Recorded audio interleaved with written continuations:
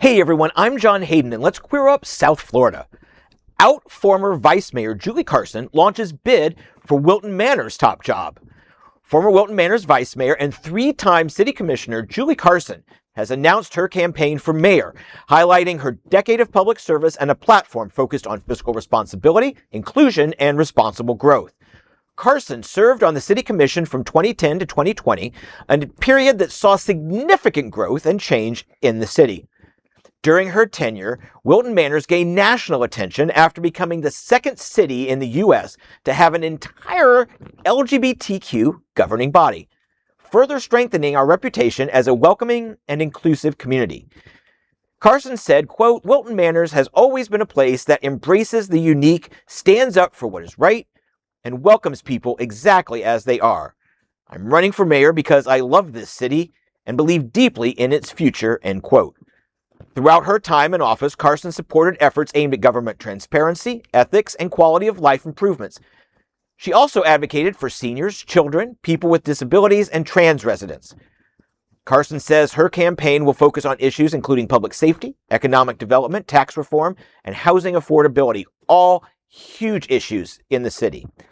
In addition to her public service, Carson brings more than 30 years of experience in real estate development and commercial transactions. Now, that quote I read was from her campaign announcement, which came down late last week. I'm very excited to say that I sat down with her on Sunday afternoon. We did lengthy, like a 30-minute one-on-one interview. And we talked about many of those things. Growth and development in the city, or the lack thereof, for the past few years, and why some issues have stalled. How we're going to deal with budgets after potential tax reform this year. How to continue to make sure Wilton doesn't lose its identity going forward as we get the long sought after development. So she has a lot to say. I'll be posting that on Greater Wilton Manors, and it'll be next week in South Florida. So I look forward to bringing you those stories. It's interesting. We were just talking before, and she's, I guess now there was one other woman that ran that was a mayor back in the 90s. Yes.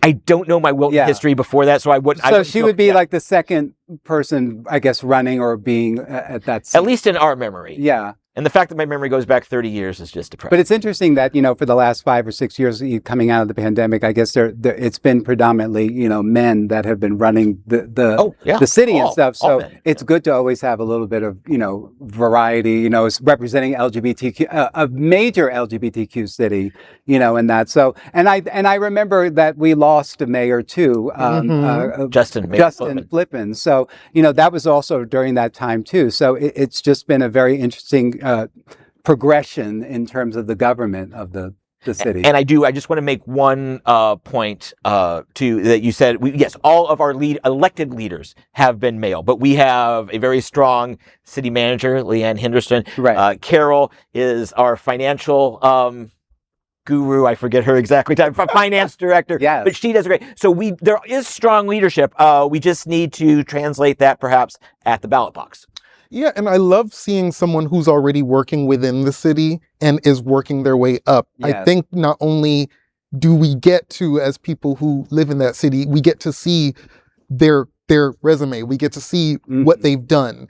And if the people believe that this person is right for the mayor, hopefully this person wins. But I do believe that anyone who's running a city, state, or country should have, bare minimum, some political experience. I wish that was mandatory, but I wish this candidate the best. Absolutely. Oh, and Community Development Services, Roberta Moore, you're awesome. So, yes. Your memory is good. Your memory is good. You have your before.